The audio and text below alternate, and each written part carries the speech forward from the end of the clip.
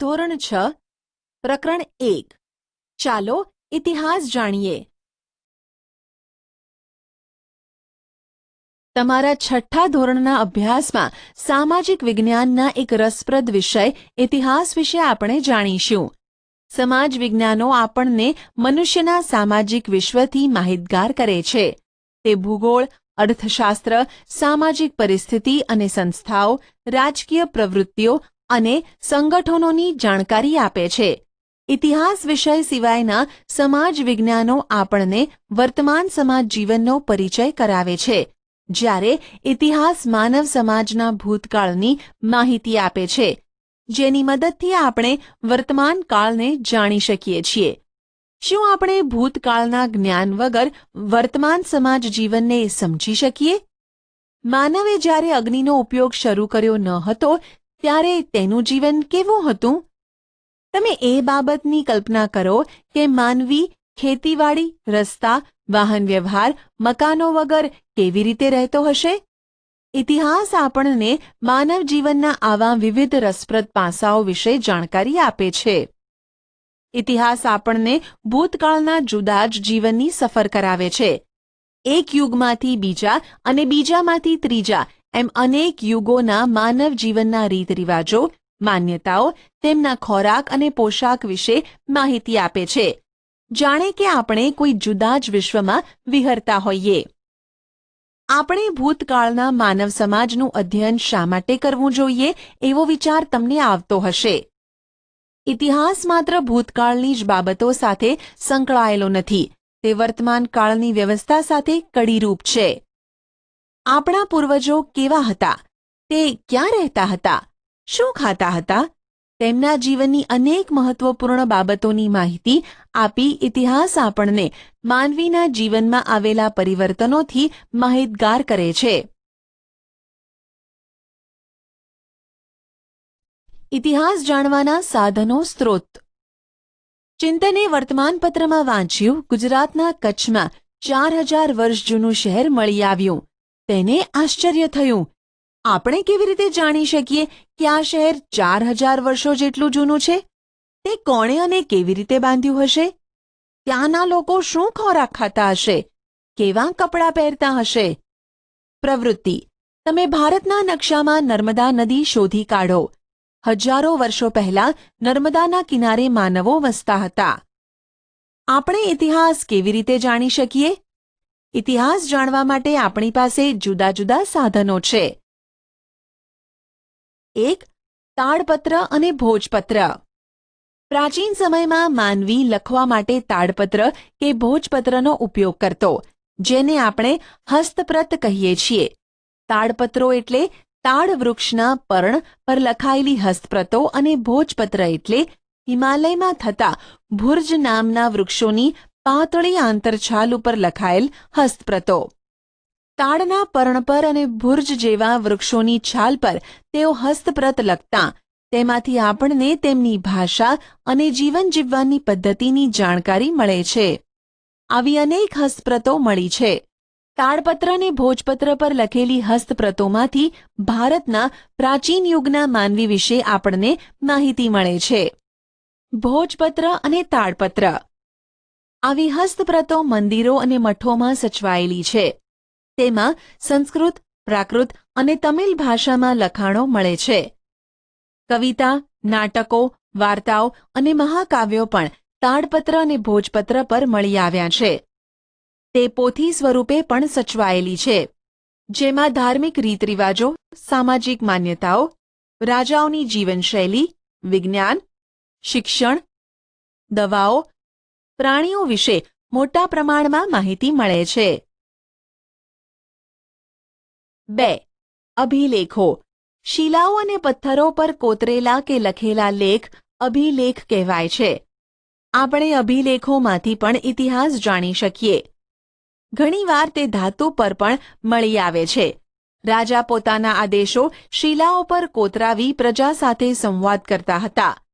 પ્રાચીન ભારતના અનેક રાજાઓ અને રાણીઓએ તેમના રાજ્ય, વિજય, ધર્મ અને સંસ્કૃતિની માહિતી આવા અભિલેખો પર અંકિત કરાવી છે. આવા શિલાલેખો અને અભિલેખો પર લખાયેલા લખાણો લાંબા સમય સુધી ટકી રહ્યા છે. અશોકના શિલાલેખો ખૂબ જ જાણીતા છે. 3. તામ્રપત્રો. તાંબાના પતરા ઉપર કોતરીને લખવામાં આવતું લખાણ એટલે તામ્રપત્ર. અનેક રાજાઓએ પોતાના વહીવટી તંત્ર અને દાનની માહિતી તામ્રપત્રો ઉપર પણ કોતરાવી છે. ગુજરાતમાં આવા તામ્રપત્રો મોટી સંખ્યામાં મળી આવ્યા છે, જેમાંથી રાજાના નામ, તેના ધર્મ, વહીવટી તંત્ર અને દાન ધર્મની વિગતો મળે છે.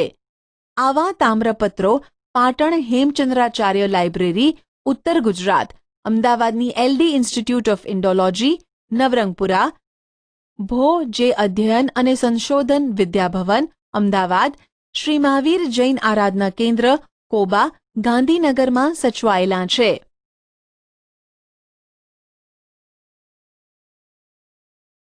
સિક્કા. સિક્કા પણ ઇતિહાસ જાણવાના અગત્યના સાધનો છે. સિક્કા પર રાજાનું નામ, તેના ધર્મ, સંસ્કૃતિ વગેરેની તથા તેના સમયની માહિતી મળે છે. ભારતમાં ઈસવીસન પૂર્વ 5મી સદીના પંચમાર્ક સિક્કા મળી આવ્યા છે, જે સૌથી જૂના સિક્કા છે. આ સિવાય ગ્રીક રાજાઓ, મૌર્યકાળ અને ગુપ્ત યુગના અનેક સોના ચાંદી તાંબાના સિક્કા જે તે રાજ્યની સામાજિક, ધાર્મિક, આર્થિક અને રાજકીય માહિતી આપે છે. પંચમાર્ક. ઇતિહાસના અભ્યાસીઓ, પુરાતત્વશાસ્ત્રીઓ, ઇતિહાસકારો અને પ્રવાસીઓ. ઇતિહાસ એટલે કે માનવ સમાજનો ભૂતકાળ જાણવા આપણને પુરાતત્વશાસ્ત્રીઓ, જેને અંગ્રેજીમાં આર્કિયોલોજિસ્ટ કહેવાય છે. સિક્કા. સિક્કા પણ ઇતિહાસ જાણવાના અગત્યના સાધનો છે. સિક્કા પર રાજાનું નામ, તેના ધર્મ, સંસ્કૃતિ વગેરેની તથા તેના સમયની માહિતી મળે છે. ભારતમાં ઈસવીસન પૂર્વ 5મી સદીના પંચમાર્ક સિક્કા મળી આવ્યા છે, જે સૌથી જૂના સિક્કા છે. આ સિવાય ગ્રીક રાજાઓ, મૌર્યકાળ અને ગુપ્ત યુગના અનેક સોના ચાંદી તાંબાના સિક્કા જે તે રાજ્યની સામાજિક, ધાર્મિક, આર્થિક અને રાજકીય માહિતી આપે છે. પંચમાર્ક સિક્કા. ધાતુના ટુકડાઓને છાપ ઉપસાવવા બીબામાં મૂકી દબાણ આપી બનાવાતા સિક્કા પંચમાર્ક સિક્કા તરીકે ઓળખાય છે. ઇતિહાસના અભ્યાસીઓ, પુરાતત્વશાસ્ત્રીઓ, ઇતિહાસકારો અને પ્રવાસીઓ. ઇતિહાસ એટલે કે માનવ સમાજનો ભૂતકાળ જાણવા આપણને પુરાતત્વશાસ્ત્રીઓ, જેને અંગ્રેજીમાં આર્કિયોલોજિસ્ટ કહેવાય છે, તે સંશોધન કરીને માહિતી આપે છે. તેઓ પ્રાચીન સ્થળો પર જઈ ઉત્ખનન કરીને મકાનો, સિક્કા, ઈંટો, પથ્થરો, ઓજારો, ખોરાકના નમૂના, મનુષ્યો અને પ્રાણીઓના હાડકાં વગેરે શોધીને તેનો અભ્યાસ કરી તે સમયના માનવોની સંસ્કૃતિથી આપણને અવગત કરાવે છે. પ્રાચીન કાળથી મનુષ્ય એક જગ્યાએથી બીજી જગ્યાએ પ્રવાસ કરતો રહ્યો છે. ઘણા પ્રવાસીઓ બીજા દેશોમાં જઈને ત્યાંના જીવનની નોંધ પણ કરતા હતા. આવા પ્રવાસીઓના પ્રવાસન વર્ણનમાંથી આપણને જે તે દેશના ઇતિહાસ અને સંસ્કૃતિની જાણકારી મળે છે. તેમાં મેગેસ્થેનિસ, પ્લિની, ફાહિયાન, યુનશ્વાંગ જેવા મુસાફરોનો સમાવેશ થાય છે. પુરાતત્વશાસ્ત્રીઓ અને ઇતિહાસકારોના સંશોધનથી આપણને ઉત્તર પશ્ચિમ ભારતમાં સિંધુ નદીના કિનારે પાંગરેલી મહાન સભ્યતાના દર્શન થાય છે. ભારતમાં આજથી 4,500 વર્ષ પહેલાં અનેક શહેરો અસ્તિત્વમાં હતા. એ જ રીતે ગંગા નદીની આસપાસના ક્ષેત્રોમાં આજથી 2,500 વર્ષ પહેલાં ઘણા બધા શહેરોનો વિકાસ થયો હતો તે પણ જાણી શકાય છે. આ બધા સાધનોથી તે સમયના માનવ સમાજના રીતરિવાજો, ખોરાક, પોશાક અને ટેકનોલોજી તથા સંસ્કૃતિની માહિતી મળે છે. ભારતના અનેક શહેરો અને ગામડાઓ શોધી તેમણે આપણને કપાસ, જવ, ઘઉં ઉપરાંત તે સમયના પ્રાણીઓની માહિતી આપી છે. ઇતિહાસકારો ભૂતકાળનું અધ્યયન કરનારા મહત્વના વિદ્વાનો છે. તેઓ મળી આવેલા સાધનોનું વર્ગીકરણ કરે છે, સંશોધન કરે છે. હસ્તપ્રતો, દસ્તાવેજો, અભિલેખોમાંથી માહિતી એકત્રિત કરે છે અને પછી યોગ્ય રીતે તેનું આલેખન કરે છે. પુરાતત્વશાસ્ત્રીઓ અને ઇતિહાસકારો ભૂતકાળને આપણી સમક્ષ જીવંત કરે છે. ભૂમિનું નામ. આપણે આપણા દેશને બે નામોથી ઓળખીએ છીએ, ઇન્ડિયા અને ભારત. ઇન્ડિયા શબ્દ ઇન્ડસ પરથી ઉતરી આવેલો છે, જેને સંસ્કૃત ભાષામાં સિંધુ કહેવાય છે. પ્રાચીન ઈરાન અને ગ્રીસના લોકો સિંધુ નદીથી પરિચિત હતા.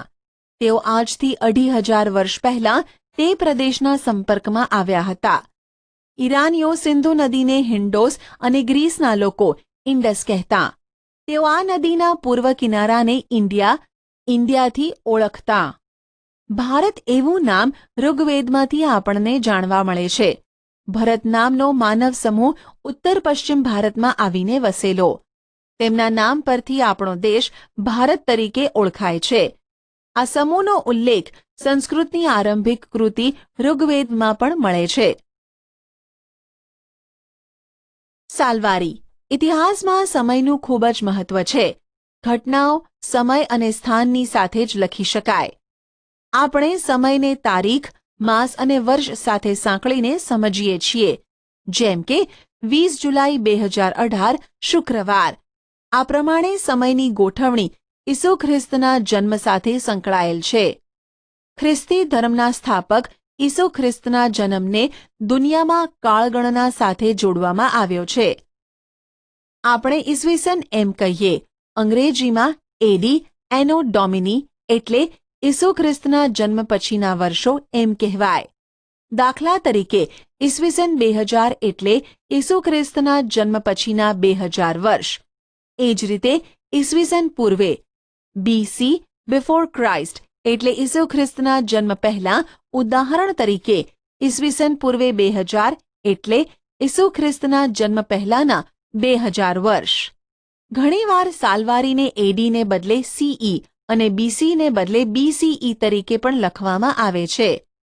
CE એટલે કોમન એરા, સામાન્ય કે સાધારણ યુગ, જ્યારે BCE એટલે બિફોર કોમન એરા, સામાન્ય કે સાધારણ યુગ પૂર્વે.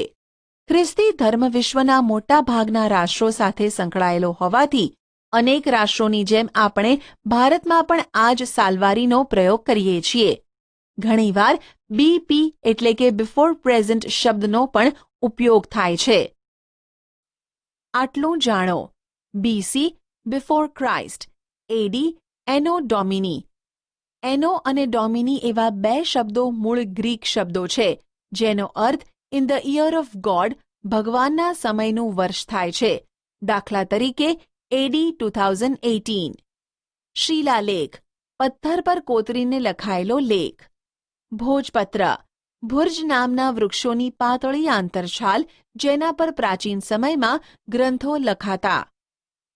ઇતિહાસ જાણવાના અન્ય સ્ત્રોત જેમ કે અભિલેખો, ઇતિહાસકારો, પ્રવાસીઓની વિશેષ માહિતી તમારા શિક્ષકને પૂછો. આપેલા વિકલ્પોમાંથી સાચો વિકલ્પ પસંદ કરી સબમિટ બટન પર ક્લિક કરો.